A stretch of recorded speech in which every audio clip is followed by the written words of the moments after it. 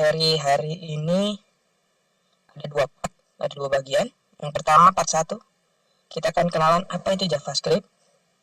Lalu kita akan pelajari peralatan untuk belajar JavaScript. Selanjutnya akan mengenal konsol yang akan dipakai untuk JavaScript. Kemudian membuat program JavaScript pertama kita. Lalu materi part 2 akan dijelaskan bagaimana cara penulisan kode JavaScript. Materi ada 4 sebenarnya, tapi cara yang 4 itu jarang digunakan. Yang paling sering digunakan 1, 2, 3. Yang pertama adalah menggunakan TypeScript yang dikenal dengan nama embed JavaScript untuk penulisan kode jenis embed. Lalu ada penulisan kode dengan file eksternal. Lalu cara penulisan kode dengan atribut event, ini lebih dikenal dengan nama nanti inline. Oke, kita langsung masuk ke JavaScript. Itu JavaScript. JavaScript adalah sebuah bahasa pemrograman yang awalnya dirancang untuk berjalan di atas browser. Namun seiring perkembangan zaman, JavaScript itu sudah tidak jalan di atas browser saja, tapi juga sudah bisa di sisi server, bisa untuk game, iOS, desktop, dan sebagainya. Pada awalnya JavaScript itu bernama Mocha, lalu berubah dari LiveScript saat browser Netscape Navigator 2.0 itu rilis versi beta sekitar tahun September 95. Lalu dinamai ulang menjadi JavaScript. Lalu Microsoft terinspirasi dari kesuksesan JavaScript tadi, dia juga coba buat sebuah JavaScript sendiri dengan nama JScript, lalu ditanam di Internet Explorer 3. Nah, hal ini menyebabkan perang browser karena JScript milik Microsoft berbeda dengan JavaScript racikan Netscape. Nah, akhirnya pada tahun 96 Netscape mengirimkan standarisasi. Di sini ada namanya ECMA 262 ke ECMA internasional, sehingga lahirlah standar kode JavaScript bernama ECMAScript atau ES. Nah, saat ini ECMAScript sudah mencapai versi 8. Nah, bisa kita lihat di tabel dari versi 1 sampai dengan versi 8. Oke, kita masuk ke tab kedua, itu peralatan untuk belajar JavaScript. Kira-kira apa saja yang diperlukan untuk belajar JavaScript? Untuk pemula mungkin ada 2 dulu yang bisa kita pakai. Pertama web browser, yang kedua text editor. Web browser bisa pakai Google Chrome, Firefox, Opera, dan segala macam. Untuk text editor ini rekomendasi kita menggunakan Visual Studio Code, itu lebih yang sekarang lagi banyak atau lagi yang sedang booming lah yang dipakai oleh para programmer. Lalu step ketiga, kita akan mengenal konsol JavaScript. Konsol JavaScript di sini paling gampang itu ada di web browser. Jadi konsol JavaScript itu pada browser silahkan buka. Ini contoh pada Chrome ya. Silahkan buka. Itu di situ ada titik 3 yang di pojoknya. Lalu pilih More Tools. Lalu pilih Developer Tools. Lalu munculnya kira-kira seperti ini. Ini adalah tampilan konsol dari JavaScript yang ada di browser. Nah, di dalam konsol kita bisa menulis fungsi atau kode JavaScript yang hasilnya akan langsung bisa ditampilkan. Nah, ini sebagai contoh, saya akan contohkan. Ini ada console log. Kita akan buat suatu kode. Ini console.log. Hai, apa kabar? Lalu alert JavaScript. Saya sedang belajar JavaScript. Kita ketikkan di konsol itu, munculnya akan seperti gambar di layar berikut ini. Nah, dalam mencoba konsol JavaScript, maka kita dapat simpulkan yang pertama, konsol bisa digunakan untuk menguji coba fungsi atau kode JavaScript. Yang kedua, konsol dapat digunakan untuk melihat pesan error saat debugging program. Nah, ini kita mulai agak sedikit serius lah. Biar kenalan dulu dengan program JavaScript. Kita akan buat program JavaScript pertama. Nah, silahkan buka text editor yang sesuai direkomendasikan. Jika belum ada, bisa gunakan text editor yang ada. Yang paling mudah adalah menggunakan Notepad biasa. Nanti ketika menyimpan menggunakan file disimpan dengan format HTML. Nah, silahkan buka text editor, kemudian buat file baru bernama hello-world.html. Lalu sisihkan kode berikut.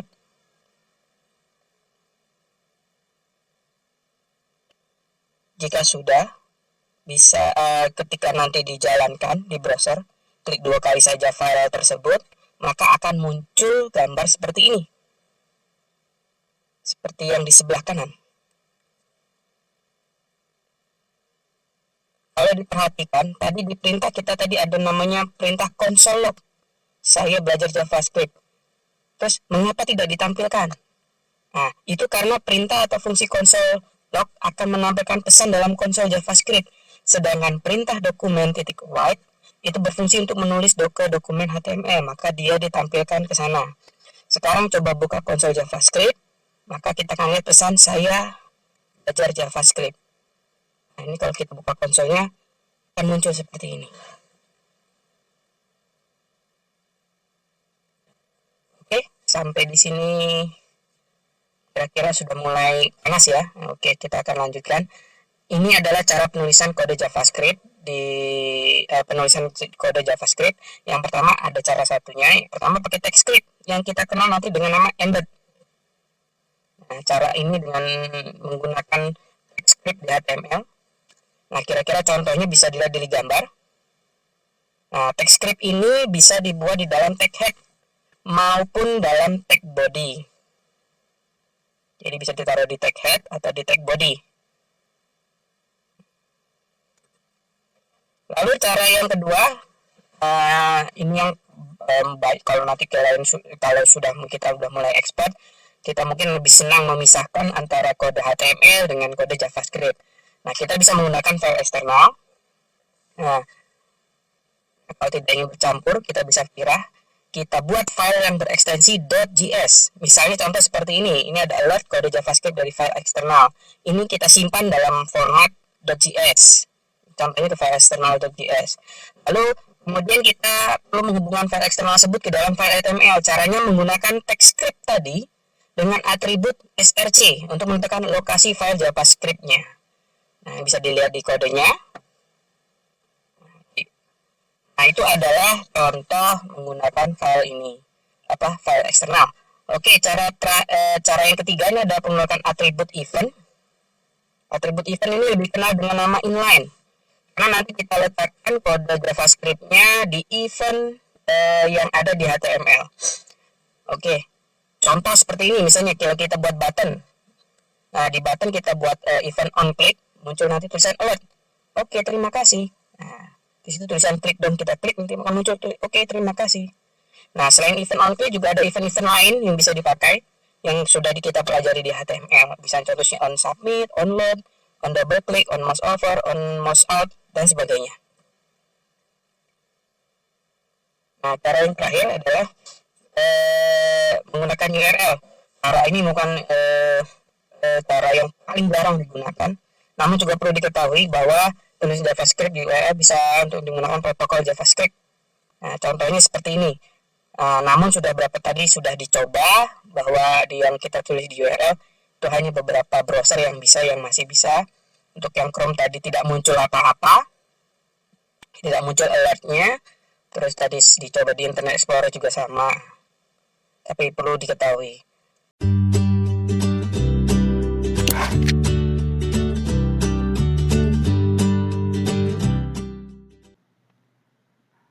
Nah, pada chapter ini kita akan masuk ke fungsi, namanya ada fungsi console log. Apa itu fungsi console log? Itulah fungsi yang untuk menampilkan teks ke konsol JavaScript. Kita bisa lihat di gambar di samping. Contoh penggunaannya hanya langsung di konsol yang untuk JavaScript di web browser. Kita tinggal ketikkan console.log hello world. Ketika dijalankan akan seperti gambar di samping. Nah, fungsi console log ini biasanya digunakan untuk debugging karena setiap pesan error di JavaScript selalu ditampilkan di dalam konsol. Selain itu, console log juga terdapat beberapa fungsi untuk debugging seperti console debug, ada console info, ada console error, ada console dir, dan sebagainya. Oke, kita masuk yang ke fungsi yang kedua, yaitu adalah fungsi alert. Mari kita lihat. Fungsi alert adalah sebuah fungsi yang menampilkan jendela dialog di mana sebenarnya fungsi alert ini berada di objek window. Jadi kalau kita tulis kodenya secara lengkap itu tulis window titik alert hello world, atau juga bisa kita tulis alert saja langsung dalam kurung hello world. Nah, fungsi hello world ini hanya bisa digunakan di dalam browser saja. Jadi kalau kita mau pakai selain di browser, sepertinya belum bisa. Nah, kita bisa lihat contoh penggunaannya. Kita lihat kode yang di samping. Kita di sini akan menerapkan script alert. Selamat datang di tutorial belajar JavaScript. Nah, di situ saya coba buat ada function hello. Nah, alert hello. Nah, ketika dijalankan, nah, klik, langsung dia muncul seperti pemberitahuan ya, hello. Nah, kalau kita klik oke. Nah, kira-kira seperti itulah fungsi alert, kayak seperti peringatan. Oke, kita masuk yang berikutnya, fungsi document write. Nah, objek dokumen ini adalah objek yang mewakili dokumen HTML di dalam script. Nah, di dalam objek dokumen itu terdapat fungsi write yang digunakan untuk menulis sesuatu ke dokumen HTML. Jadi objek dokumen write ini lebih ke arah HTML-nya. Jadi ke arah tampilan. Nah, kita bisa lihat di script yang ada di sampingnya. Nah, di situ contohnya muncul misalnya di situ ada dokumen write, terus tag H1 hello world. Nah, itu berarti untuk header 1 tulisannya hello world dan seterusnya. Nah, hasilnya bisa dilihat di gambar yang warna putih.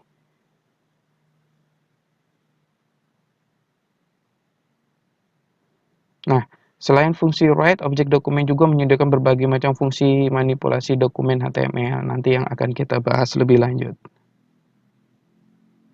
Nah, ini adalah fungsi yang terakhir yang digunakan untuk output adalah fungsi inner HTML. Nah, inner HTML ini adalah sebuah atribut di dalam objek atau elemen HTML yang berisi string HTML. Dengan inner HTML kita dapat menampilkan output ke elemen yang lebih spesifik. Seperti contoh yang di samping. Kita perhatikan di situ ada misal kita tahu script, lalu kita buat variabel hasil dokumen get the element by ID. Nah, kalau di CSS kan itu ada get element by ID. Nah, kita mau apa? Kita mau tampilkan hasil output. Kita sudah buat div-nya di atas, itu di ID sama dengan hasil output. Ketika itu nanti dipanggil, maka hasil inner HTML-nya aku suka JavaScript kalau sesuai.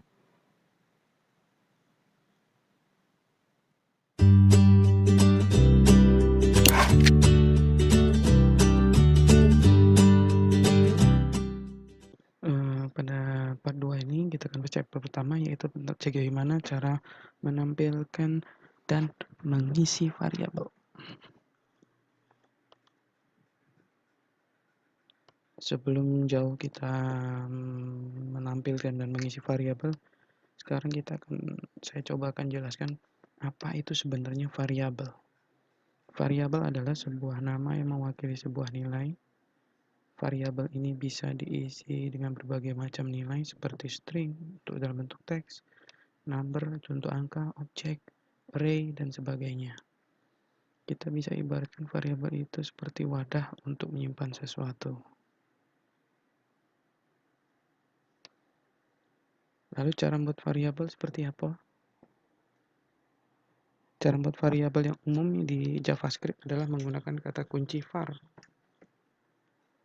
Lalu diikuti dengan nama variabelnya seperti var, site name sama dengan Trisandika Jaya.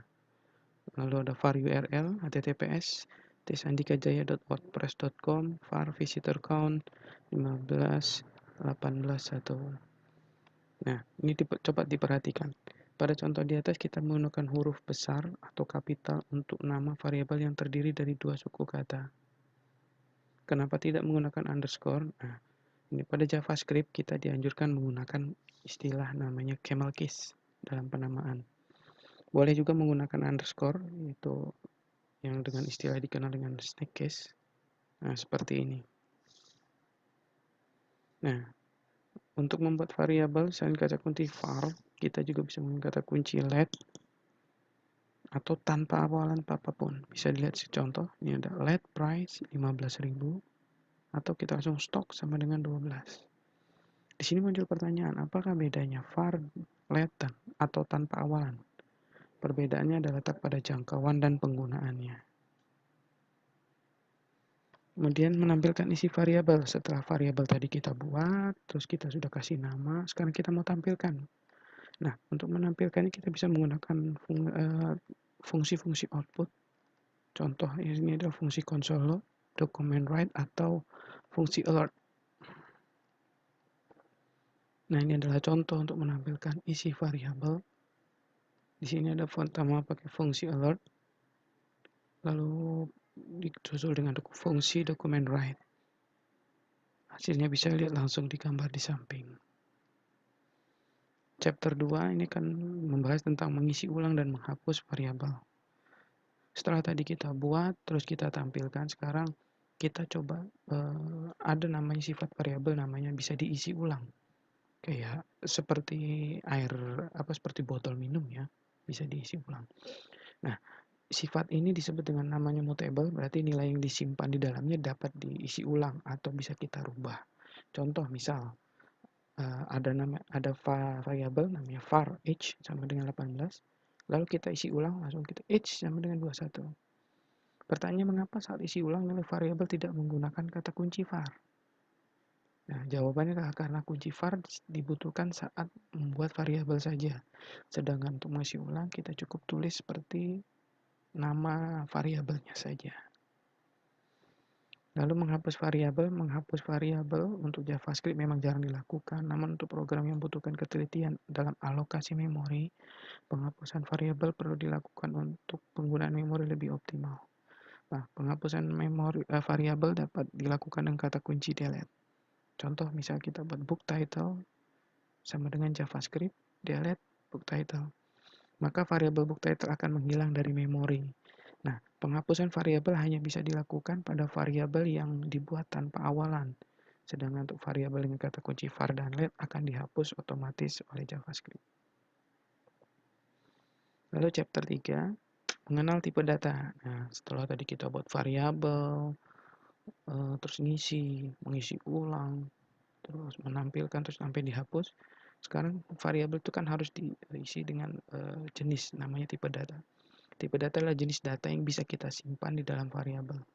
Ada beberapa tipe data yang dipakai JavaScript, ada string untuk teks, integer atau number untuk bilangan bulat, float itu untuk bilangan pecahan, boolean, lalu ada objek. Nah, JavaScript ini adalah bahasa yang bersifat dynamic typing, artinya tidak harus menuliskan tipe data pada saat pembuatan variabel.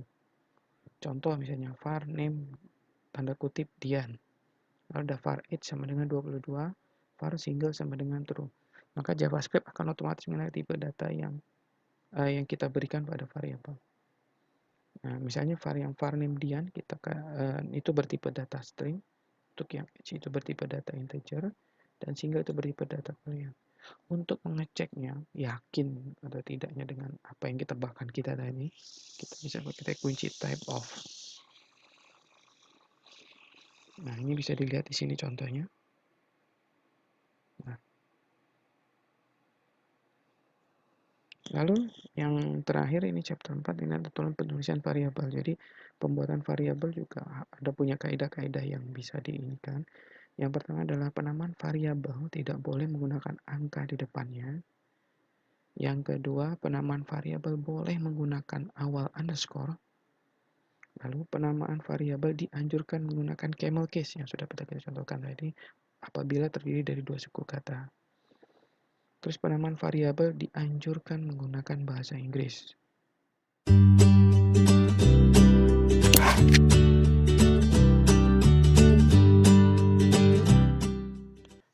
Pada bagian pertama ini kita akan membahas tentang jendela dialog, yaitu dengan tipe alert. Nah, dialog alert ini biasanya digunakan untuk menampilkan sebuah pesan peringatan atau informasi. Fungsi alert ini berada di bawah objek window Jadi kalau kita mau menggunakannya, bisa kita lihat contoh skripnya, misalnya window titik alert, misalnya hello world, atau bisa langsung alert hello kawan. Karena objek bersifat global, jadi kita tidak boleh tidak untuk menuliskannya. Nah, dialog alert tidak akan mengembalikan nilai apapun saat dieksekusi. Nah, ini ada contoh penggunaannya. Bisa dilihat. Bagaimana cara menampilkan dialog alert pada event tertentu, misalnya pada saat soal tombol diklik. Nah, ini bisa kita lakukan dengan menambah fungsi dialog pada event listener. Nah, pada HTML kita bisa memasukkan fungsi alert pada atribut onClick agar nantinya ditampilkan pada saat elemen diklik. Nah, berikut ini adalah contohnya. Nah, bisa kita lihat, jadi ketika tombol diklik muncul peringatan dialog alert-nya. Lalu yang bagian kedua kita akan belajar tentang jendela dialog confirm. Dialog confirm ini digunakan untuk melakukan konfirmasi dalam melakukan suatu tindakan tertentu. Misal, saat kita mau menghapus sesuatu, maka ada baiknya menampilkan dialog confirm karena tindakan tersebut cukup berbahaya. Nah, dialog confirm ini dibuat dengan fungsi confirm. Contoh, confirm apakah Anda yakin akan menghapus? Nah, dialog confirm akan menghasilkan nilai true apabila kita memilih tombol OK dan akan mengembalikan nilai false apabila kita memilih cancel. Nah, nilai kembalian ini akan ditampung di dalam variabel untuk diproses. Nah, ini bisa kita lihat. Nah, di sini ada script. Kita buat script. Apakah kamu yakin menghubungi blog Trisandika Jaya? Nah, if yakin, window location langsung masuk ke blog WordPress Trisandika Jaya. Bila tidak akan muncul tulisan baiklah tetap di sini saja. Nah, di bawahnya itu hasil eksekusinya. Jika berhasil langsung masuk ke blognya. Jika tidak, baiklah kita akan tetap di sini saja. Lalu yang ketiga ada jendela dialog prompt. Nah, dialog prompt ini berfungsi untuk mengambil sebuah inputan dari pengguna. Nah, dialog prompt akan mengembalikan sebuah nilai string dari apa yang diinputkan oleh pengguna. Ini bisa kita lihat. Nah, itu ada contohnya. Kita buat dialog prompt. Kita mau ambil inputan dari user. Di sini buat var nama, prompt siapa nama kamu. Lalu setelah diinputkan maka dipanggil dokumen write hello nama. Maka apapun yang diinputkan user maka nanti akan muncul di browsernya. Nah, bisa dilihat contoh gambar di samping.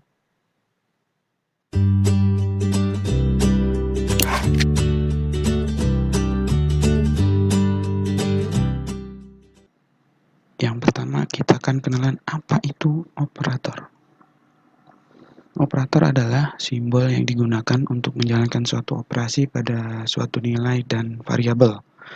Di JavaScript, terutama di pemrograman, khususnya di JavaScript, ini akan mengenal ada 6 jenis operator. Yang pertama ada operator aritmatika, yang kedua ada operator penugasan atau assignment, lalu ada operator relasi, lalu ada operator logika, operator bitwise, dan operator ternary.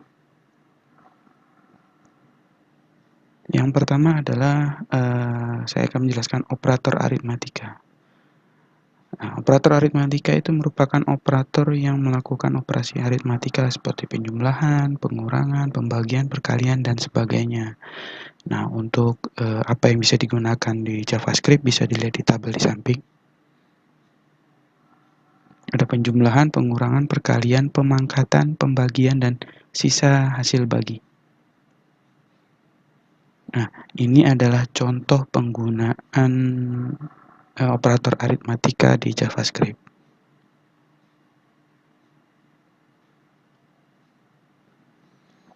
Lalu selanjutnya ada operator penugasan. Operator penugasan adalah operator yang digunakan untuk memberikan tugas kepada variabel. biasanya digunakan untuk mengisi variabel seperti contoh misalnya var A sama dengan 19. Maksud dari kode tersebut adalah variabel A kita berikan tugas untuk menyimpan nilai 19. Lalu ada muncul pertanyaan nih, apa perbedaan operator penugasan dengan operator aritmatika? Nah, ini jawabannya, operator aritmatika itu hanya melakukan operasi aritmatika saja. Sedangkan operator penugasan, ia bisa melakukan operasi aritmatika plus pengisiannya.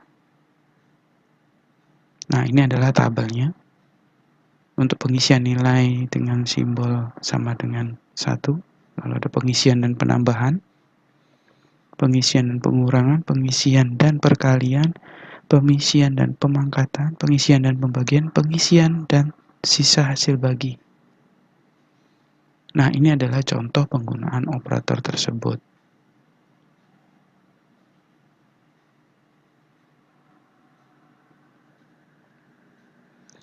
Lalu ada operator perbandingan. Operator perbandingan atau operator relasi adalah operator yang digunakan untuk membandingkan dua nilai. Hasil dari operator perbandingan ini menghasilkan nilai boolean, yaitu true atau false. Nah, operatornya bisa dilihat di tabel berikut, ada lebih besar, lebih kecil, sama dengan, tidak sama dengan, lebih besar sama dengan, atau lebih kecil sama dengan. Dan ini adalah contoh penggunaannya.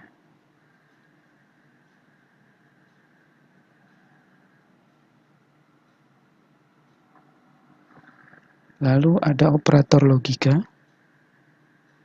Operator logika ini digunakan untuk melakukan operasi terhadap dua nilai boolean. Kalau tadi operasi perbandingan kita membandingkan dua nilai, kalau sekarang operator logika digunakan untuk melakukan operasi terhadap dua nilai boolean. Yang operator yang bisa digunakan adalah logika AND, logika OR, atau negasi atau kebalikan. Nah, kita bisa lihat contohnya.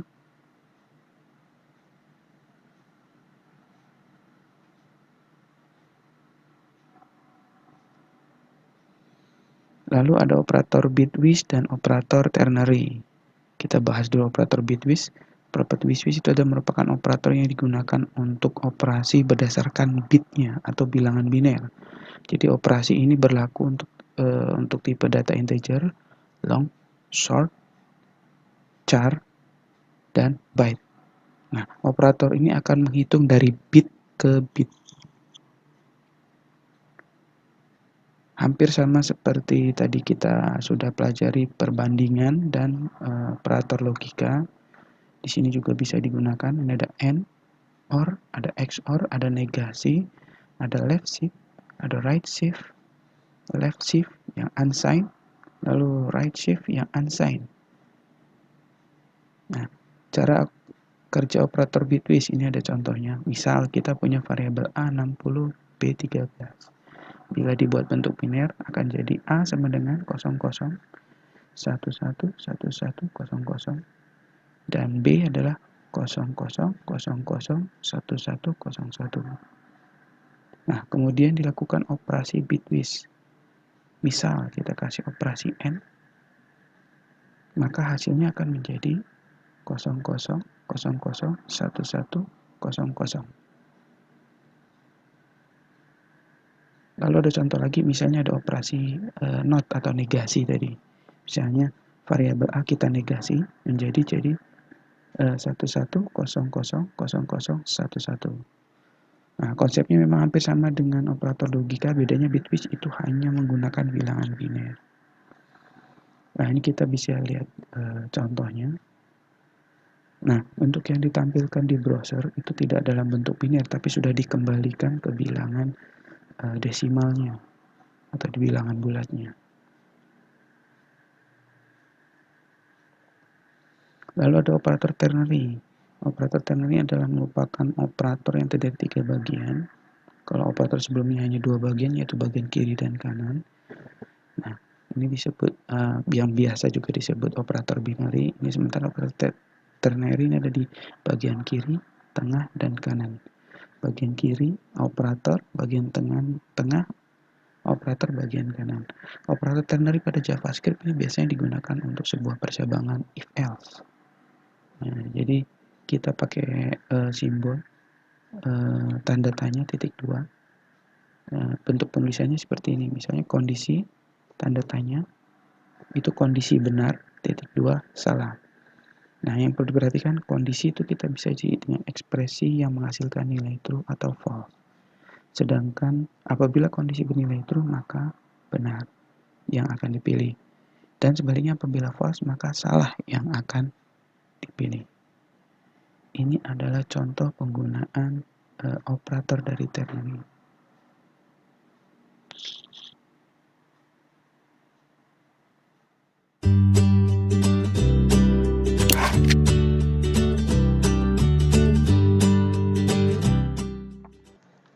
Apa yang akan kita bahas di dalam materi ini? Yang pertama adalah materi tentang if, yang kedua if else, yang ketiga if else if, yang keempat adalah switch case, 5 adalah percabangan dengan operator ternary, dan yang terakhir adalah percabangan bersarang atau nested. Oke, sebelum kita mulai masuk membahas masing-masing bentuk percabangan, saya akan coba jelaskan apa itu percabangan. Percabangan adalah cara yang digunakan dalam sebuah program untuk mengambil keputusan ke satu kemungkinan, true atau false, dari beberapa kondisi. Percabangan itu punya banyak sebutan, contohnya misalnya ada yang menyebut sebagai control flow, lalu ada yang bilang disebut sebagai decision, ada yang dibilang struktur kondisi, atau dia bilang lebih ke spesifik lagi, lebih ke struktur if. Nah, percabangan akan mampu membuat program itu berpikir dan menentukan tindakan sesuai dengan logika atau kondisi yang kita berikan.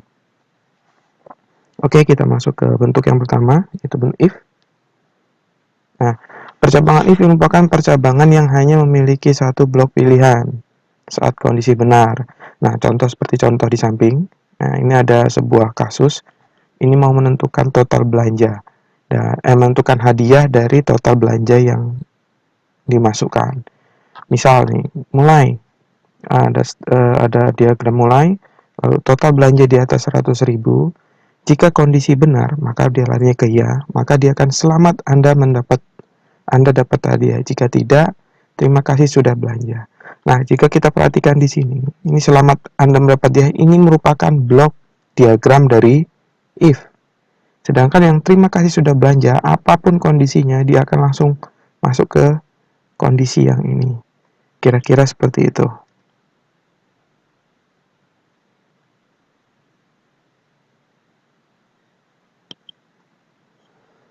Nah, ini adalah contoh dari penggunaan percabangan if. Bisa dilihat.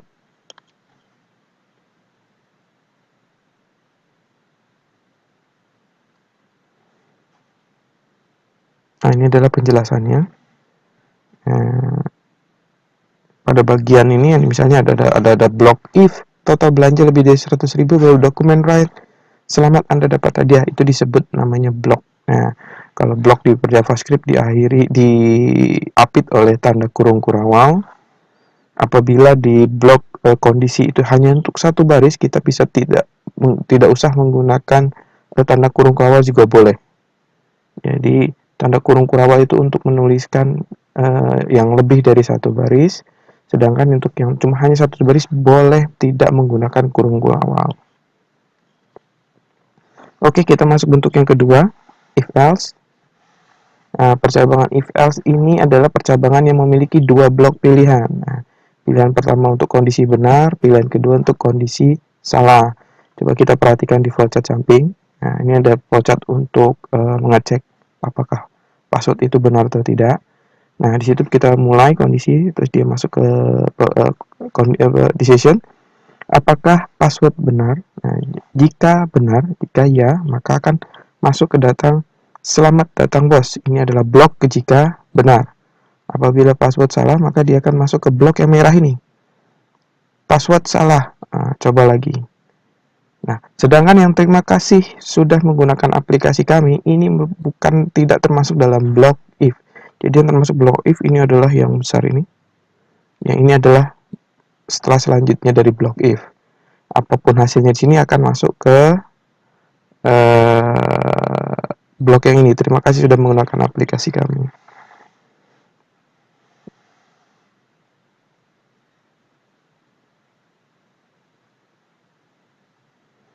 Ini adalah contoh dari percabangan if else, bisa dilihat di kodenya dan hasil running dari kode tersebut.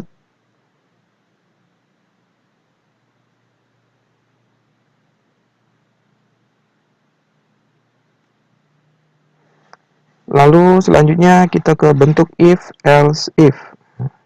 If else if ini merupakan percabangan yang memiliki lebih dari 2 blok pilihan. Jika perhatikan kita gambar di samping, di sini kita bisa menambahkan 2 atau lebih ya. Ini yang pertama, ini kondisi yang pertama. Ini blok pertama. Nilai 90 grade A. Jika tidak, masuk ke blok yang kedua. Nilai 80, ini blok yang ketiga. Nah, sedangkan yang F ini adalah blok jika kondisi yang blok-blok lain itu tidak terpenuhi, maka otomatis akan langsung ke sini. Sedangkan untuk tampilan grid ini adalah hasil apapun yang terjadi setelah blok besar dari if else if ini, baik itu yang true atau false, maka dia akan lari langsung, hasilnya akan di sini. Tampilkan grid, lalu selesai. Nah, ini adalah contoh dari penggunaan if else if. Silakan diperhatikan.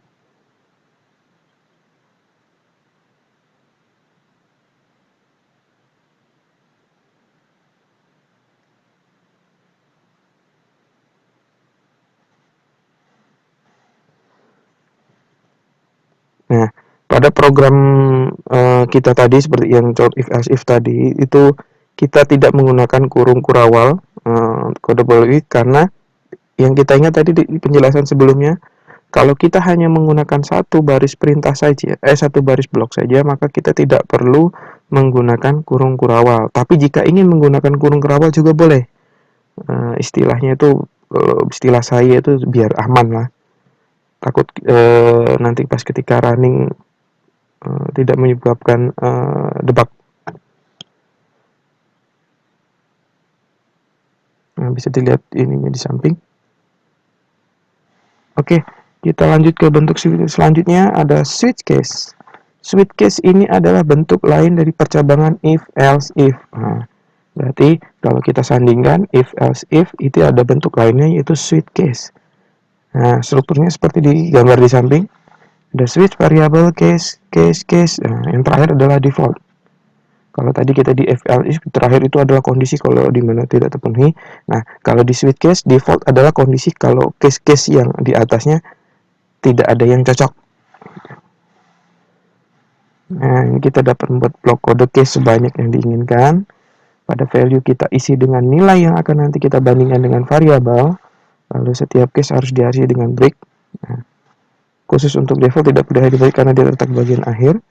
Pemberian break bertujuan agar program terhenti ngecek case berikutnya saat sebuah case terpenuhi. Ini adalah contoh untuk percabangan switch case. Silahkan diperhatikan.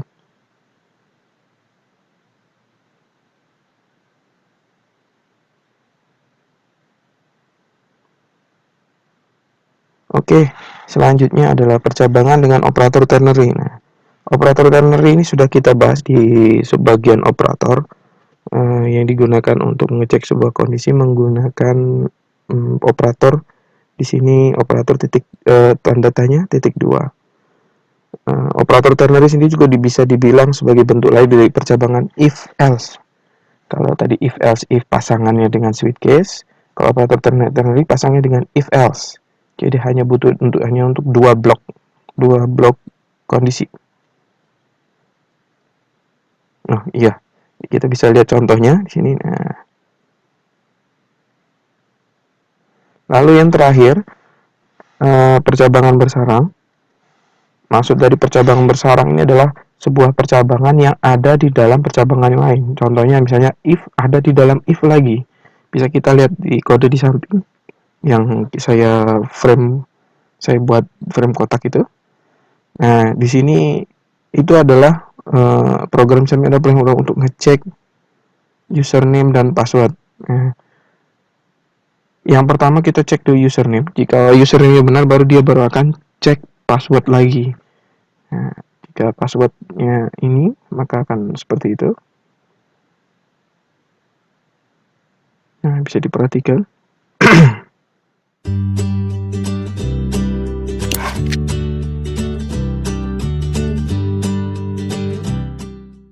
Yang pertama adalah perulangan bentuk for. Nanti ada bentuk while, ada bentuk do while, for each, lalu perulangan dengan metode repeat, lalu perulangan yang bersarang. Oke, sebelum masuk kita ke perulangan, saya akan jelaskan apa itu perulangan. Perulangan adalah proses yang mengulang-ulang eksekusi blok kode tanpa henti selama kondisi yang dijadikan acuan terpenuhi. Jadi secara umum perulangan itu ada dibagi dua, yaitu ada yang count loop dan uncount loop. Nah, kita bisa perhatikan di sini. Ini adalah ilustrasi perulangan yang count loop dengan uncount loop. Kalau kita pakai for, itu yang count loop tadi, contohnya push up 10 kali, maka kita akan push up selama 10 kali. Tapi kalau uncount loop, perintahnya jadi push up sampai bosan. Nah, bayangin kira-kira push up sampai bosan. Oke. Nah, untuk pembagian penggunaan perulangan mana saja yang masuk count loop dan uncount loop. Yang termasuk untuk count loop adalah perulangan for each, dan repeat. Sedangkan untuk yang uncount loop itu menggunakan perulangan while dan perulangan do while. Oke, kita masuk untuk yang pertama, itu for. Nah, perulangan for merupakan perulangan yang termasuk yang count loop karena karena sudah jelas berapa kali akan mengulang. Kita bisa lihat contoh flowchart di samping. Nah, ada start I itu adalah hitungan awal, inisiasi awal. Lalu kita masuk ke kondisi perulangannya. Apakah I kurang dari 10? Jika iya, maka cetak I, lalu I tambahkan 1, lalu next I. Cek lagi, apakah I yang tadinya nilainya dari 0 udah berubah jadi 1, lalu kurang dari 10. Jika ini terus, dia akan cetak lagi terus. Jika nanti sudah terpenuhi, jika sudah terpenuhi, maka dia cek misalnya I apakah 10 kurang dari 10? Tidak. Nah, kalau tidak berarti selesai. Bisa kita lihat tulis contoh penulisan kodenya ada di bawah. For let I sama dengan 0, titik koma, I kurang dari 10, titik koma, I plus plus.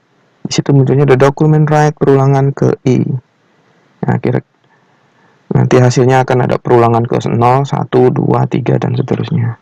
Lalu kita lanjut bentuk yang kedua, ada bentuk while. Nah, perulangan while merupakan perulangan termasuk dalam perulangan uncount loop. Bisa kita lihat contohnya di samping penggunanya.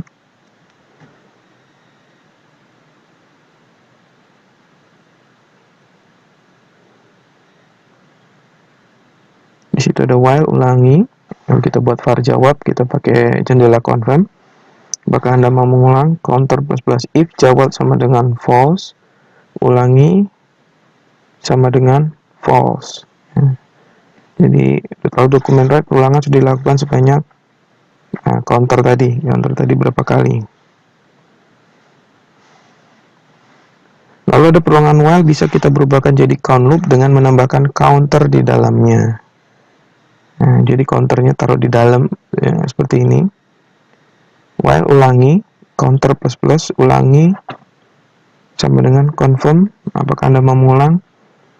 Lalu dokumen write perulangan akan dilakukan sebanyak counter berapa kali, nanti sebanyak itu akan dicoba dipraktekkan. Kira-kira tampilannya seperti apa. Lalu yang ketiga ada bentuk do while. Do while adalah sama seperti while, perbedaannya adalah kalau perulangan do while akan melakukan perulangan dulu sebanyak 1 kali, baru dia akan cek kondisi. Sedangkan untuk perulangan yang while, dia akan cek kondisi dulu baru dijalankan perulangannya. Nah, ini bentuk dari do while. Do, blok kode yang akan diulang, baru while kondisinya. Jadi perbedaannya jelas. Kalau do while itu akan ngecek kondisi di belakang sesudah mengulang 1 kali. Sedangkan while itu akan mengisi kondisi di depan. Jadi sebelum mengulang itu akan dicek dulu kondisinya. Nah, ini adalah contoh perulangan while, tapi kita dalam bentuk do while. Kalau tadi while tadi kita muncul 1, perulangan 0. Lalu saat perulangan, cobalah untuk membatalkan perulangannya. Maka apa yang akan ditampilkan? Coba teman-teman nanti simak.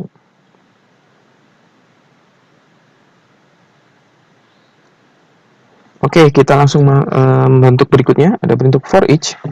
Nah, perulangan for each ini biasanya dipakai untuk mencetak item dalam array. Ada 2 cara untuk menggunakan perulangan for each di JavaScript. Yaitu pertama menggunakan for dengan operator in, lalu bisa menggunakan metode for each sendiri. Nah, ini contoh dengan for each tanpa menggunakan operator in.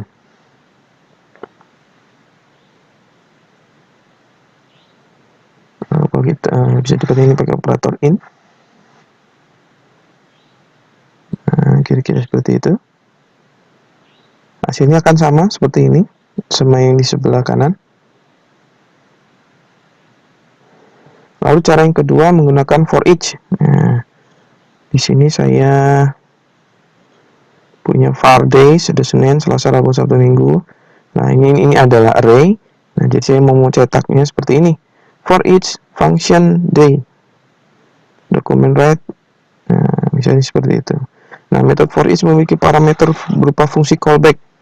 Sebenarnya kita juga bisa menggunakan row function seperti di bawah. For each day, langsung seperti ini. Nah, dia akan cetak ini. Hasilnya akan dicetak Senin, Selasa, Rabu, Kamis ke arah bawah.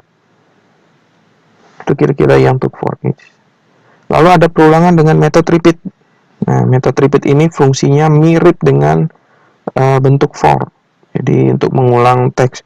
Tapi untuk fungsi repeat ini adalah fungsi untuk mengulang khusus sebuah teks atau string. Nah, ini adalah contohnya.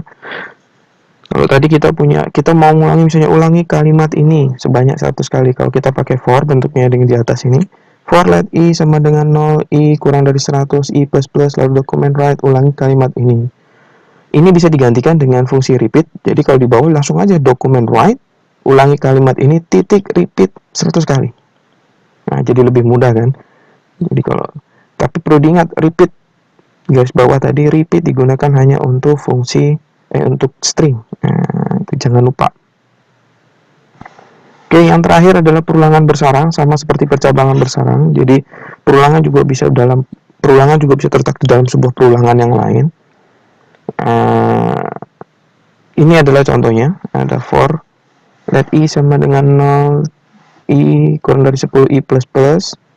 Setelah ngecek itu baru diulang lagi. For let j sama dengan 0, j kurang dari 10, j plus plus. Lalu baru ditampilkan document write perulangan ke i, j. Nah, pada perulangan tersebut kita menggunakan 2 perulangan for. Perulangan pertama menggunakan variabel i sebagai counter, sedangkan di perulangan kedua menggunakan variabel j sebagai counter. Ini adalah contoh lain. Nah, nanti coba bisa teman-teman coba. Kira-kira bagaimana tampilannya? Oh, kira-kira tampilannya seperti ini. Ketika teman-teman coba, benar nggak tampilannya begini?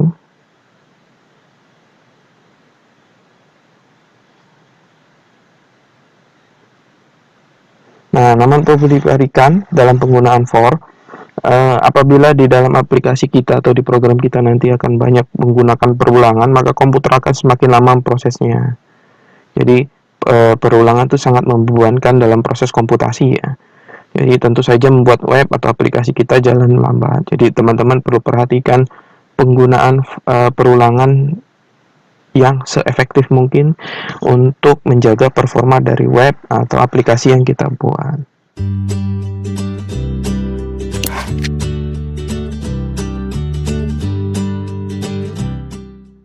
Kira-kira ini adalah materi yang akan dibahas. Pertanyaan pertama, bagaimana membuat array, lalu mengambil data array, mencetak isi array, menambahkan data ke dalam array, menghapus data array, mengubah isi array, dan metode-metode yang digunakan dalam array. Oke, sebelumnya saya akan jelaskan dulu kira-kira array itu apa gitu. Array adalah kumpulan data yang disimpan dalam satu variabel. Jadi kalau di sini istilahnya kumpulan data, berarti ada banyak data yang disimpan dalam satu variabel. Nah, array dapat diilustrasikan ke kira-kira penggambarannya seperti gerbong kereta. Nah, gerbong kereta kan ada banyak. Nah, itu seperti itu blok-bloknya.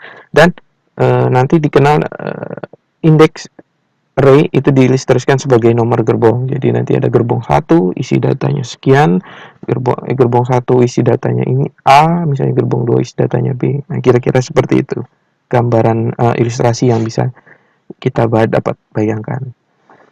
Yang pertama kita akan membuat array. Gimana cara membuat array di JavaScript? Untuk membuat array kita hanya membutuhkan kurung siku. Jadi ketika deklarasi variabel misalnya var product kurung siku, buka tutup kurung siku. Kalau tidak ada isinya seperti contoh yang kita lihat ini, nah ini akan membentuk sebuah array kosong. Jika kalau kita mau menentukan isinya, bisa kita lihat yang contoh di bawahnya. Nah ini kita bisa lihat, ini kita isi dengan flash disk, SSD, monitor, ini tipenya string. Nah, karena JavaScript merupakan tipe pemrograman bahasa yang dynamic typing, jadi kita bisa mencampur semua tipe data yang ada di dalam variabel kita. Misalnya contoh kita lihat di sini. Di sini ada var my data 18. Ini bilangan bulat, ini bilangan pecahan. Lalu ini ada boolean. Lalu ini tipe karakter, yang ini adalah tipe string. Oke, lalu yang selanjutnya kita akan mengambil data array. Array akan menyimpan sekumpulan data dan memberi nomor indeks itu agar mudah diakses. Indeks array selalu, nah di sini saya garis besar, saya bold. Indeks array selalu dimulai dari 0. Misalkan kita punya var makanan, ada di sini isinya ada nasi goreng, mie ayam, lalu mie gelas. Lalu bagaimana cara kita mau mengambil nilai mie ayam? Karena tadi kita ingat indeks array mulainya dari 0, berarti kalau kita hitung dari 0, nasi goreng ini adalah untuk indeks yang ke-0, mie ayam ini untuk indeks 1, mie gelas ini untuk indeks yang kedua. Jadi cara mengambilnya, nah, makanan indeksnya apa? Tadi 1, nah maka yang terambil adalah mie ayam. Nah ini adalah contoh lainnya, bisa dilihat teman-teman lihat. Coba teman-teman coba.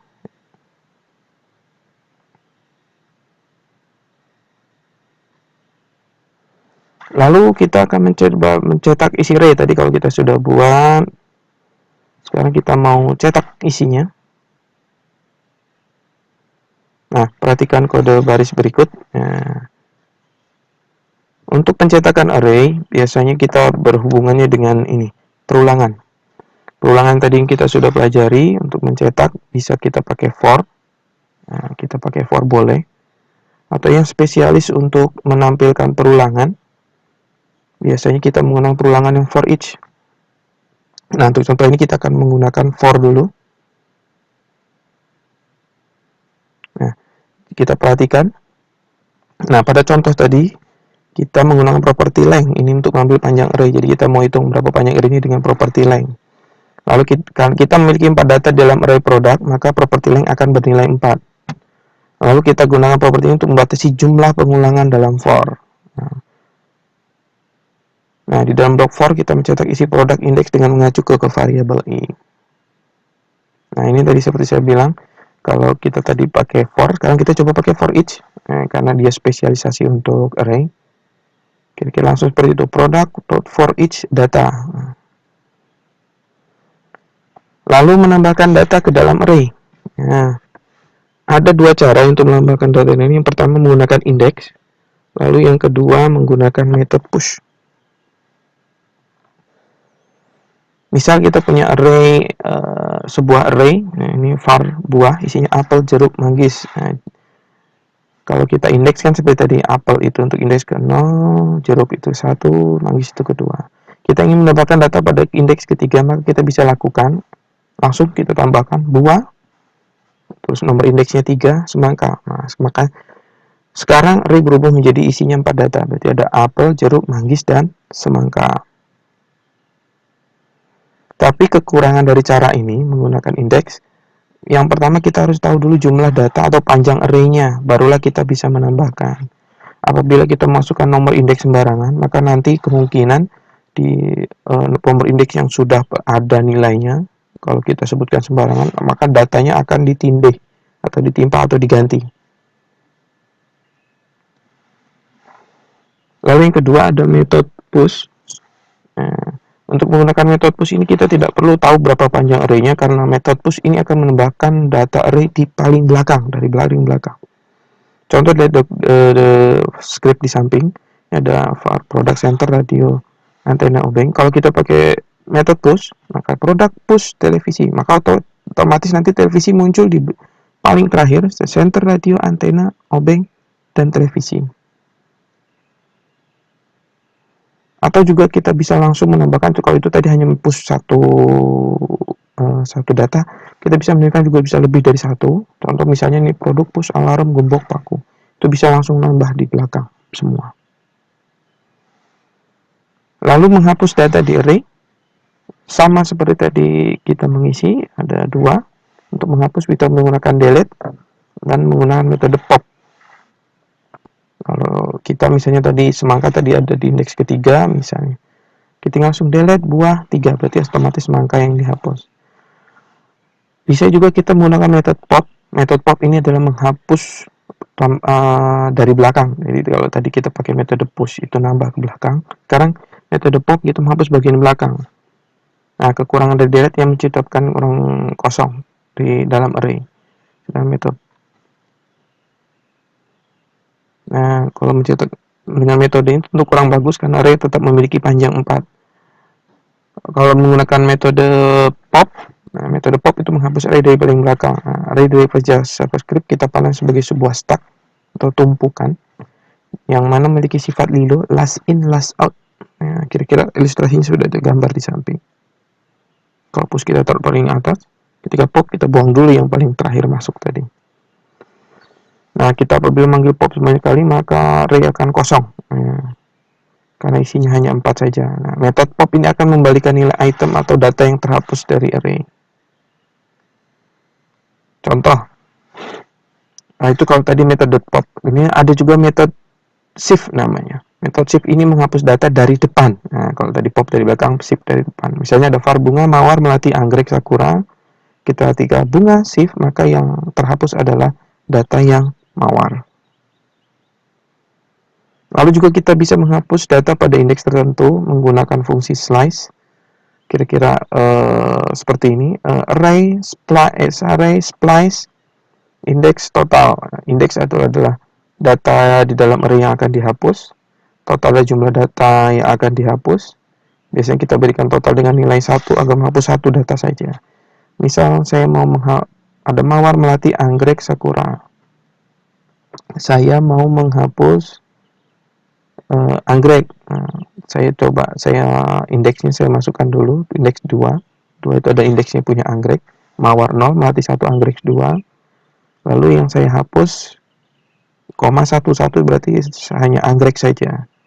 Nanti terakhir jadi varnya mawar, melati, dan sakura. Nah, kira-kira seperti ini.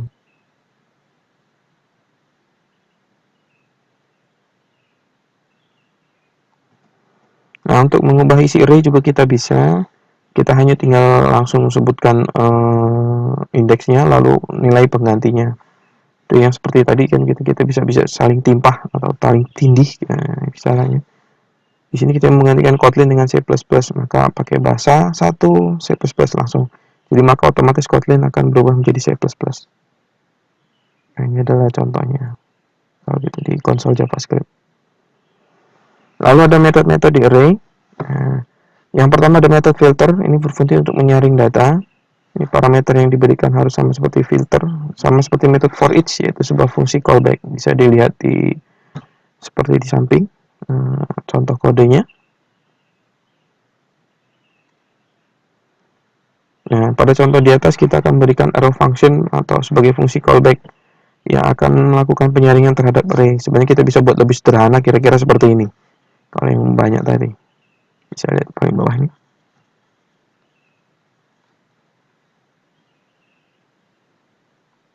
Lalu ada method include. Method include ini gunanya untuk mengecek apakah sebuah data ada dalam array. Jadi untuk memastikan data ada, kita pakai fungsi include. Nah, kira-kira contohnya ada seperti kode di samping, bisa dilihat.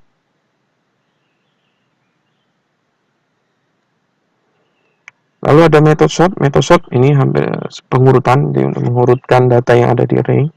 Kalau datanya acak-acakan, kita pakai konsul misalnya.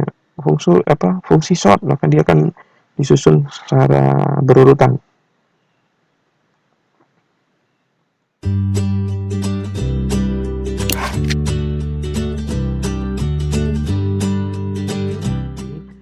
Yang pertama, apa itu sendiri DOM API? Kemudian kita bagaimana menggunakan DOM, lalu bagaimana cara mengakses elemen tertentu dengan DOM, lalu membuat elemen dengan DOM API, menghapus elemen dengan DOM API. Ini ada contoh. Lalu ada contoh aplikasi menggunakan DOM API. Yang pertama, apa itu DOM API? DOM adalah merupakan singkatan dari dokumen objek model, artinya dokumen HTML yang dimodelkan dalam satu objek. Objek dari dokumen ini menyediakan sekumpulan fungsi dan atribut atau data yang bisa kita manfaatkan dalam membuat program JavaScript. Inilah yang disebut sebagai API, Application Programming Interface. Nah, ini ada ilustrasi. Nah, ini ada si program JS. Dia merintahkan DOM, tolong ganti warna background header web ini jadi hijau. Lalu kata si DOM, oke. Nah, maka yang dirubah adalah di dokumen HTML, headernya berubah menjadi warna hijau. Nah, DOM tidak hanya digunakan untuk dokumen HTML, bisa digunakan untuk dokumen lain, misalnya dokumen XML atau SVG. DOM juga tidak hanya untuk di JavaScript, tapi juga tersedia untuk bahasa pemrograman yang lain. Lalu bagaimana menggunakan DOM? Seperti yang kita sudah ketahui, DOM adalah sebuah objek yang untuk modelkan dokumen HTML. Objek DOM di JavaScript itu bernama dokumen. Objek ini berisi segala hal yang kita butuhkan untuk memanipulasi HTML. Nah, jika kita coba ketik dokumen pada konsol JavaScript, maka tampil pilihannya ada banyak tuh. Seperti kita lihat gambar di samping. Ada kontak, location, constructor, segala macam, dan lain-lain. Nah, di dalam objek dokumen terdapat fungsi-fungsi dan atribut yang bisa kita gunakan untuk mengkasih dokumen HTML. Sebagai contoh, kita mengambil fungsi dokumen write. Nah, fungsi ini digunakan untuk menulis sesuatu ke dokumen HTML. Nah, misalnya coba ketik konsol JavaScript. Hello world, dokumen write H2, saya sedang belajar JavaScript. Kalau dijalankan kira-kira seperti ini. Nah, kira-kira seperti itu.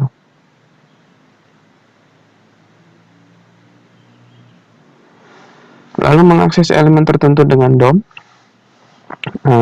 Objek dokumen dalam model dari HTML. Jika kalau kita lihat itu bisa kalau kita buat seperti hierarki, contohnya seperti ini dokumen. Lalu ada root elemen, ini HTML. Lalu HTML itu ada bisa di head, body, dan segala macam, di breakdown sampai yang paling terkecil. Nah, dari struktur pohon tersebut kita mudahkan menggunakan elemen. Misalnya kita mengakses head, misalnya dokumen titik head, nah itu akan muncul headnya apa. Lalu kalau misalnya dokumen titik body, nah apa isi dari bodinya. Dokumen title, terus length. Nah, dokumen title itu ada judul dokumennya yang di atas sekali, itu di atas, di bawah URL-nya, form URL. Kita mau hitung berapa panjang karakternya, bisa dokumen title length. Nah, apabila kita ingin mengisi elemen spesifik, kita bisa pakai fungsi, ada get element by ID, ini memilih elemen berdasarkan atribut ID. Get element by name, ini berdasarkan nama. Kalau get element by class name, berdasarkan atribut kelasnya. Get element by tag name, ini memilih elemen berdasarkan nama tag. Get element by tag name, NS, ini elemen berdasarkan name tag juga, tapi untuk yang baru. Kalau ada query selector, ini berdasarkan dari query. Kalau query selector all, ini untuk semua menggunakan berdasarkan query, dan lain-lain. Fungsi-fungsi yang saya sebutkan di atas itu sering digunakan untuk mengakses elemen tertentu. Ini adalah contoh penggunaan dari fungsi-fungsi tadi.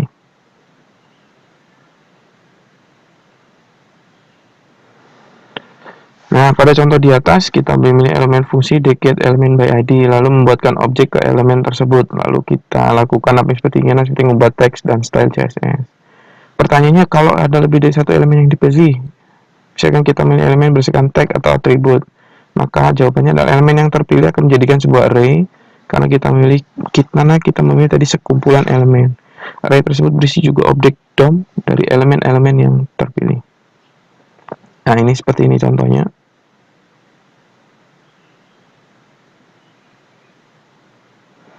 Nah, pada contoh di atas kita punya 3 paragraf dengan nama kelas paragraf. Lalu kita mencoba ketiga paragraf itu melalui metode get element by class name.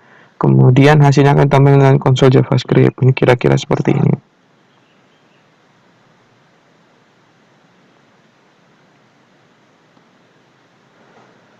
Nah, variabel paragraf akan berisi sebuah array yang ada di dalamnya. Terdapat 3 objek DOM dalam paragraf. Coba kita eksperimen, kita pengen paragraf pertama di posisi indeks 0, kita mau rubah tulisannya jadi warnanya, jadi warna merah. Nah, kita perintah paragraf 0 style titik color sama dengan red, maka hasilnya paragraf 1 akan berwarna merah. Nah, coba kita mau buat animasi warna. Nah, jadi kita mau buat warna-warni animasi. Kira-kira seperti ini. Nah, di situ tadi kita manfaatkan fungsi set interval dan set timeout itu menentukan waktu animasinya. Pada kode di atas tentang waktu interval kita berikan 1000 milidetik atau 1 detik.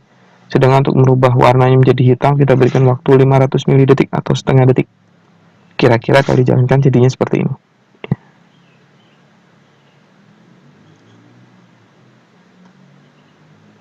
Lalu membuat elemen dengan DOM API. DOM juga menyiapkan fungsi untuk membuat elemen. Nah, di sini ada pakai fungsi dokumen create element.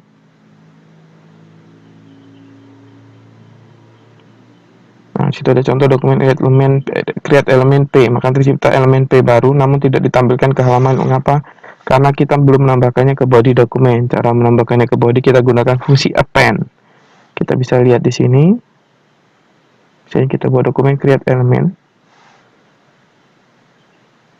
Nah, judul sama dengan teks konten belajar JavaScript, lalu dokumen body append judul. Nah, maka nanti baru bisa muncul di seperti gambar di samping. Lalu menghapus elemen dengan DOM API. Kalau tadi kita fungsi append, ya tinggal kita fungsi pakai fungsi remove.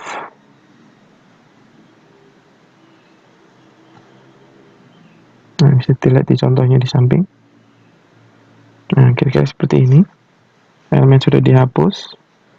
Nah, elemen dihapus dalam web, namun elemen masih berada di dalam memori komputer.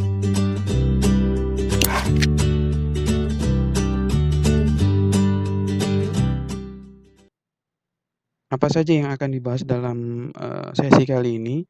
Yang pertama ada apa itu fungsi, yang kedua cara membuat fungsi, yang ketiga cara memanggil atau eksekusi fungsi, yang keempat fungsi dengan parameter, 5 fungsi yang mengembalikan nilai. Yang pertama, apa itu fungsi? Nah, fungsi adalah sebuah subprogram yang bisa digunakan kembali baik dalam program itu sendiri maupun di program yang lain. Nah, fungsi di dalam JavaScript itu dianggap sebagai sebuah objek karena fungsi di JavaScript itu memiliki properti dan juga metode. Lalu bagaimana cara membuat fungsi? Nah, di JavaScript ada 4 cara yang bisa digunakan untuk membuat sebuah fungsi. Yang pertama ada menggunakan cara biasa, yang kedua menggunakan ekspresi, yang ketiga menggunakan tanda panah, yang keempat menggunakan konstruktor. Cara yang pertama menggunakan cara biasa. Cara ini adalah cara yang paling sering digunakan, terutama untuk buat yang newbie dalam JavaScript. Nah, bisa lihat contohnya. Di sini pakai kata kunci function.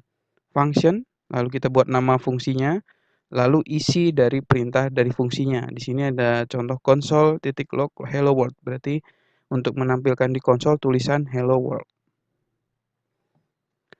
Lalu yang kedua menggunakan ekspresi. Nah, cara membuat fungsi dengan ekspresi bisa dilihat di sini kita langsung taruh diletakkan di variabel. Contoh misalnya variabel nama fungsi sama dengan function buka kurung, buka tutup kurung, console.log hello world. Nah, contoh tersebut itu contoh yang menggunakan variabel lalu diisikan dengan fungsi. Nah, fungsi yang diisikan di dalam variabel tersebut adalah fungsi anonim atau fungsi yang tanpa nama. Yang ketiga menggunakan tanda panah. Nah, cara ini akan sering digunakan di kode JavaScript yang di JavaScript masa kini karena lebih sederhana. Tetapi tingkat kesulitannya akan lebih sedikit sulit bagi pemula. Fungsi ini mulai muncul pada standar ECMAScript yang ke-6.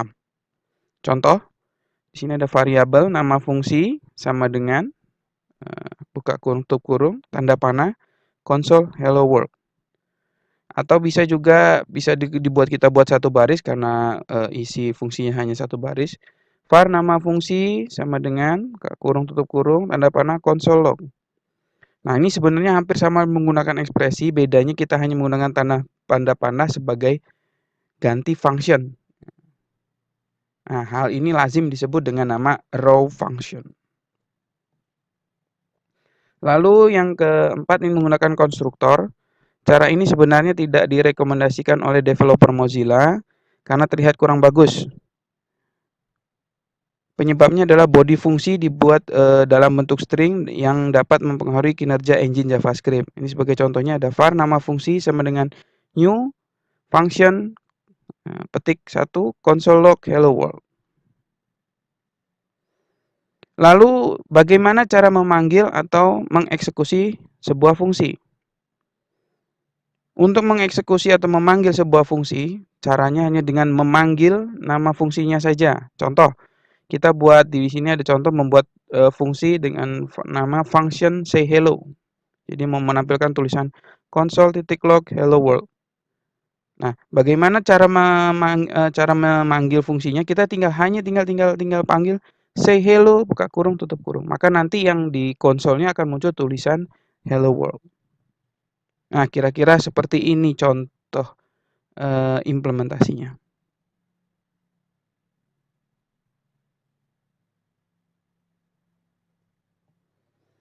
Lalu ada fungsi dengan parameter. Apa itu parameter? Parameter adalah sebuah variabel yang menyimpan nilai untuk diproses dalam fungsi. Contoh ini ada function untuk buat perkalian. Function kali dalam kurung A, B. Hasil kali sama dengan A dikali B.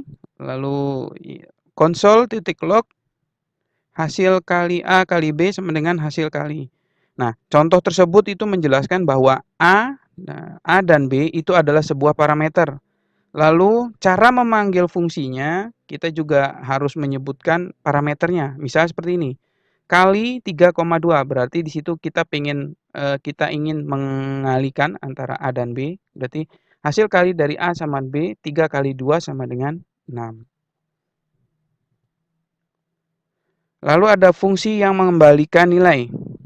Nah, agar hasil pengolahan nilai di dalam fungsi dapat digunakan untuk proses berikutnya, maka fungsi harus mengembalikan sebuah nilai. Pengembalian nilai pada fungsi menggunakan kata kunci return. Kemudian diikuti dengan nilai atau variabel yang akan dikembalikan. Contoh seperti di samping. Di sini ada function bagi A, B. Hasil bagi A per B. Return hasil bagi. Nah, terus kita panggil fungsinya. Nah, tadi di situ ada parameter var nilai 1 sama dengan 20, nilai 2 sama dengan 5. Hasil pembagian sama dengan bagi dalam kurung nilai 1, nilai 2. Lalu console log hasil pembagian. Nah, hasilnya adalah 20 dibagi 5 sama dengan 4.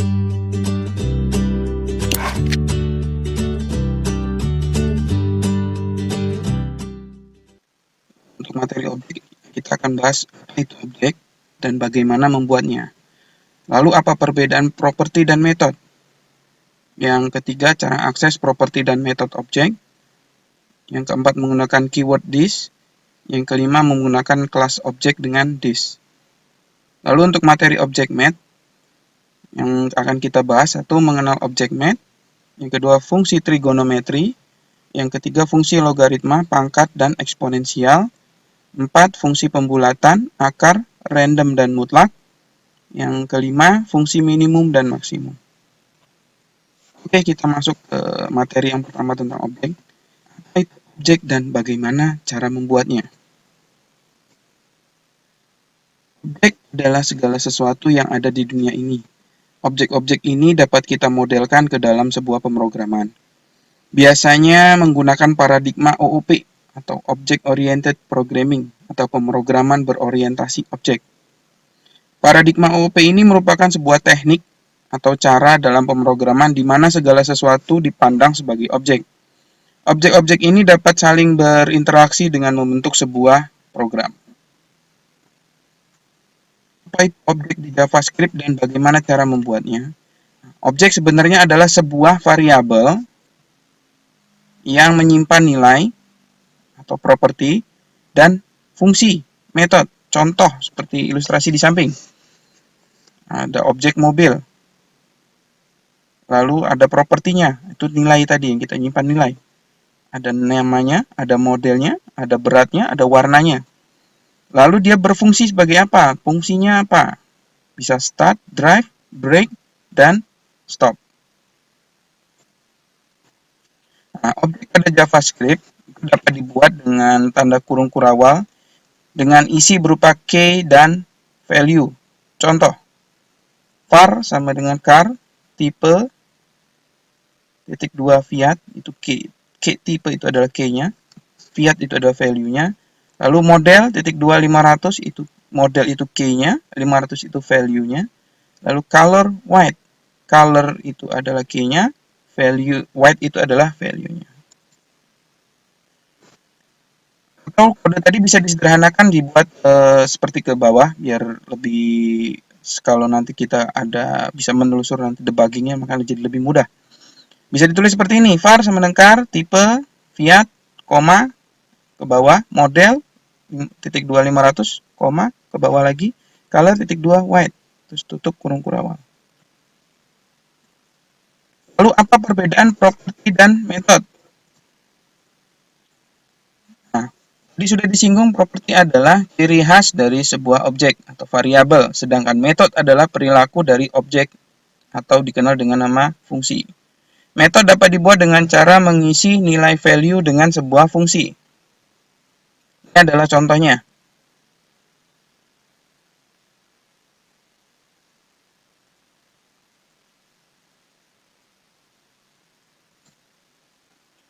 Lalu cara mengakses properti dan metode di objek. Nah, untuk mengakses properti, kita cukup gunakan nama objek, lalu titik propertinya apa. Lalu untuk metode juga kita tinggal menggunakan tanda kurung. Nah, ini menyatakan kalau kita ingin mengeksekusi fungsi dari metode yang dituju. Lalu menggunakan keyword this. Nah, kata kunci this ini digunakan untuk mengakses properti dan metode dari dalam metode atau objek. Bisa lihat contohnya di samping yang diberi kotak kuning. Itu adalah contohnya.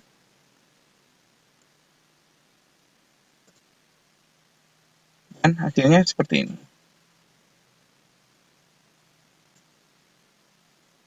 Lalu membuat kelas objek dengan this. Nah, dalam JavaScript untuk versi ECMAScript 5 ke atas itu sudah mendukung kelas. Kelas ini adalah kumpulan objek yang sama. Nah, ini ada contohnya. Coba kita buatkan sebuah objek. Silakan dilihat.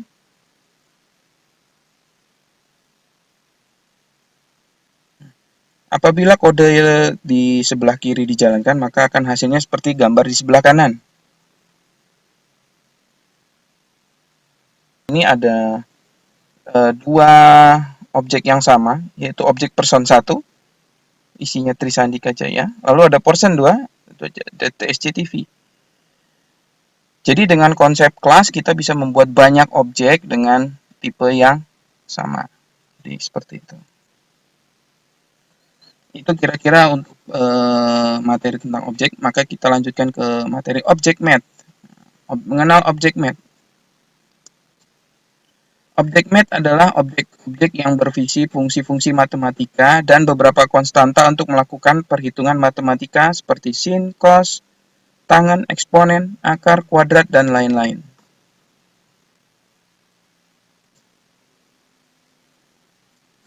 Yang pertama ada fungsi trigonometri.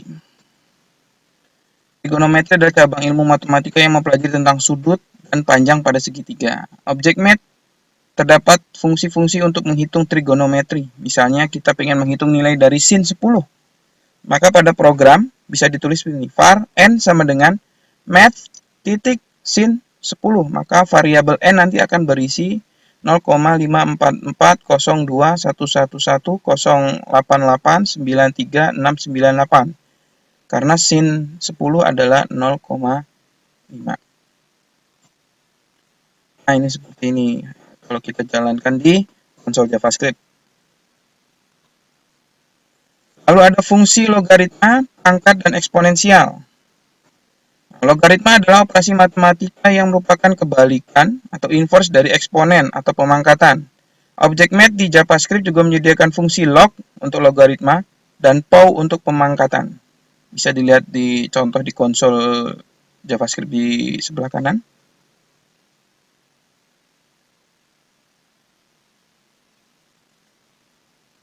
Kemudian untuk menghitung eksponensial kita bisa menggunakan fungsi exp.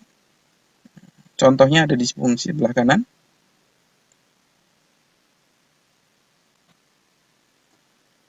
Lalu ada fungsi pembulatan. Apabila kita membutuhkan bilangan bulat atau integer, kita dapat menggunakan fungsi pembulatan di object map. Ada beberapa fungsi yang sering digunakan. Yang pertama ada fungsi floor, yaitu untuk membulatkan ke bawah. Ada round, itu membulatkan ke yang terdekat, bisa ke bawah dan ke atas. Kalau scale, ini membulatkan ke atas. Nah, contoh penggunaannya bisa dilihat di gambar di sebelah kanan.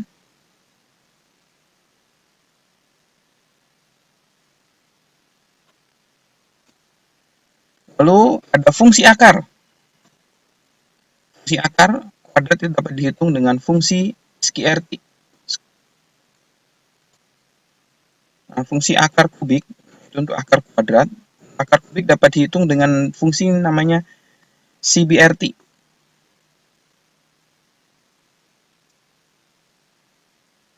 Lalu ada fungsi random dan mutlak. Fungsi random adalah fungsi yang menghasilkan nilai acak antara dari 0 sampai dengan 1. Contoh bisa digunakan di samping, di sebelah kanan. Fungsi mutlak adalah fungsi yang menghasilkan nilai mutlak atau absolut. Bisa contohkan misalnya var x sama dengan math titik abs min 2. Nah, variabel x itu akan bernilai 2 karena fungsi absolut akan selalu memberikan nilai mutlak atau positif. Lalu ada fungsi maksimum dan minimum. Fungsi minimum dan maksimum adalah fungsi untuk menentukan nilai paling kecil dan paling besar pada sekumpulan nilai. Fungsi ini bisa kita berikan input berupa urutan bilangan, kemudian kita memberikan input array, maka array tersebut harus kita pecah isinya. Bisa dilihat di gambar di sebelah kanan.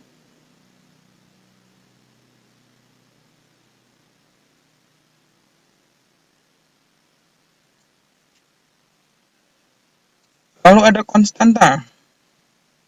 Nah, selain menyediakan fungsi-fungsi matematika, objeknya juga menyediakan konstanta seperti pi, e, ln10, dan lain-lain yang bisa kita manfaatkan untuk perhitungan rumus tertentu. Contohnya bisa dilihat di gambar di sebelah kanan.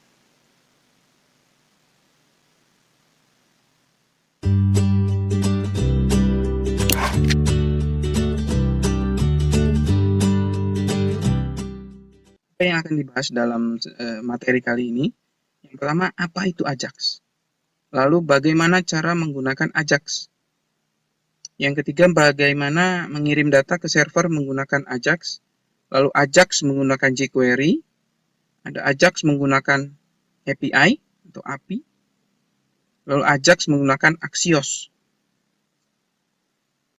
Pertama, apa itu Ajax? Ajax itu merupakan singkatan dari Asynchronous JavaScript and XML.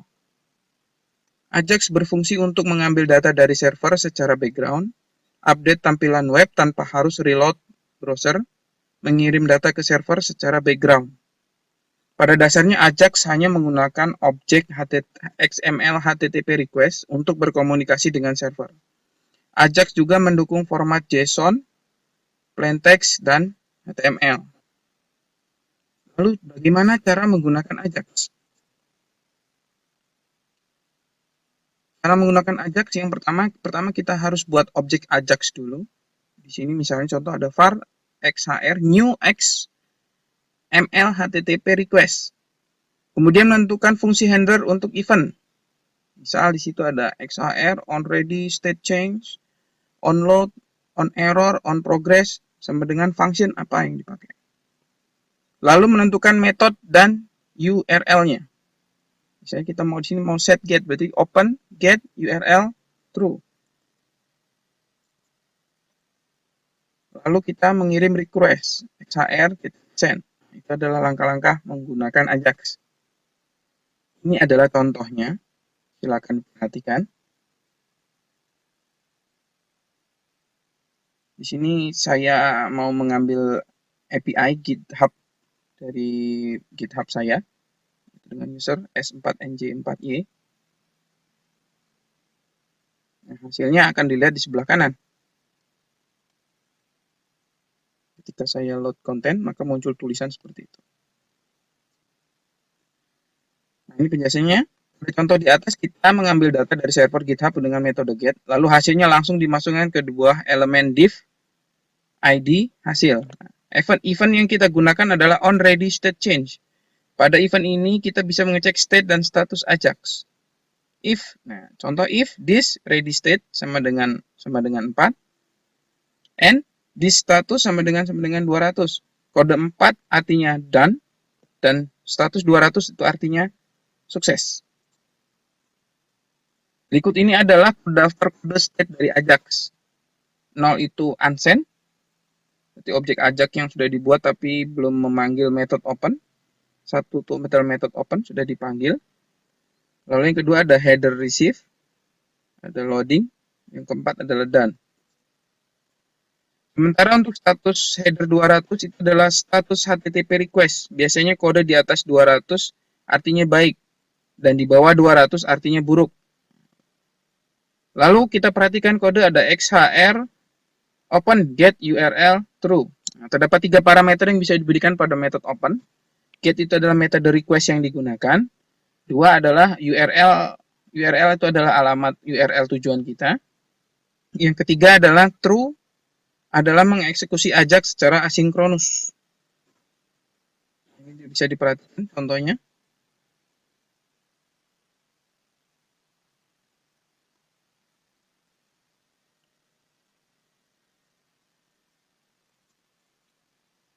Dan ini adalah hasilnya.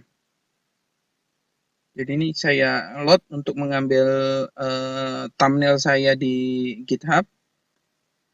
Munculnya seperti ini. Lalu kita akan mengirim data ke server dengan Ajax. Ini ada kita langsung contoh. Silakan dilihat.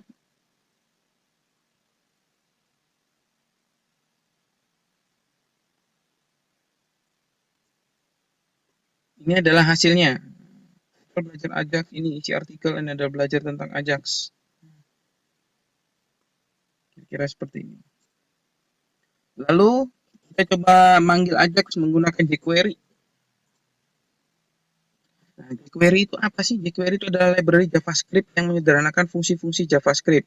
Pada jQuery, Ajax dibuat seperti ini. Misalnya $selector .load URL data callback. Lalu ambil data dari si server $get URL callback. Kirim data server, kita pakai metode post URL data callback. Ini adalah contohnya.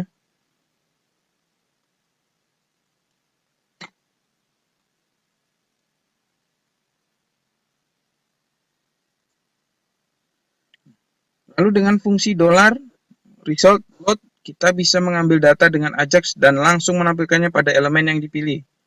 Fungsi jQuery load cocoknya untuk mengambil bagian dari HTML untuk ditampilkan. Kira-kira seperti ini.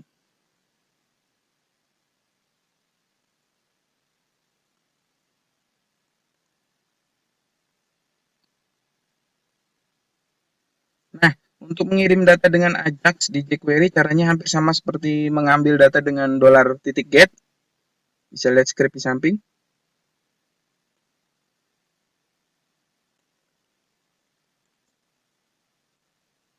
Lalu Ajax menggunakan fetch API.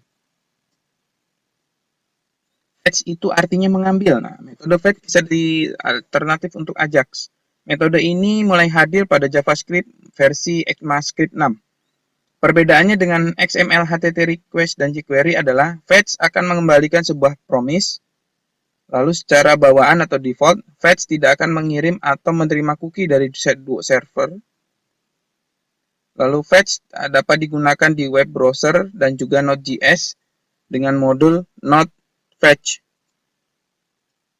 Ini adalah contohnya.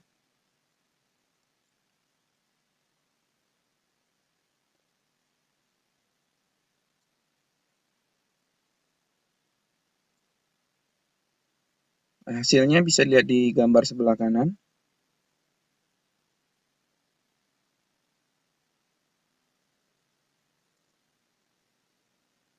Lalu ada Ajax menggunakan Axios. Axios ini hampir sama dengan Fetch, bedanya Axios adalah sebuah library, sedangkan Fetch adalah API yang tersedia di web browser. Axios juga sama-sama bisa digunakan di web browser dan Node.js. Contohnya ada seperti di gambar sebelah kanan.